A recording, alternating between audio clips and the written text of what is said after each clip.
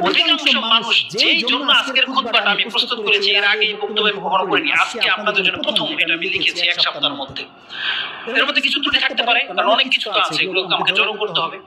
ইস্তেখারা সম্পর্কে আমি যখন নেটে সার্চ দিয়েছি, অধিকাংশ মানুষ যে ভুলটা করে, বড় বড় ডিগ্রিধারী আলেমের বক্তব্য আমি শুনলাম, তারা পর্যন্ত একই ভুল করেছে। তারা মানুষকে এমন ভুল কিছু শিক্ষা দেয়, নিজের মন গড়া, তার কোনো দলিল নাই। কোনো ব্যক্তি যদি এটা সহিহ কোনো হাদিস দিয়ে প্রমাণ করতে পারে, তখন আপনি আমাকে ধরবেন যে আপনি এটা বলেছিলেন নাই, তাহলে এই হুজুর কিভাবে দলিল দিল?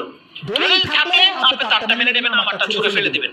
একটাও সহিহ হাদিস নাই যে ইস্তেখারা করার পরে আপনাকে ঘুমিয়ে যেতে হবে, তারপর আল্লাহ আপনাকে স্বপ্ন দেখাবে। এগুলো সব গলতবাজি কথা, ভিত্তিহীন, ইসলামের এর সাথে কোনো সম্পর্ক নাই। রাসূল কি বলেছেন? কোন ব্যক্তি যখন কোনো কাজের সিদ্ধান্ত নেয়, তখন তাকে এটা করতে হবে। সকালবেলা, দিনের বেলা আপনি গেছেন কোথায়? আপনার মার অপারেশন করানো হবে, আপনার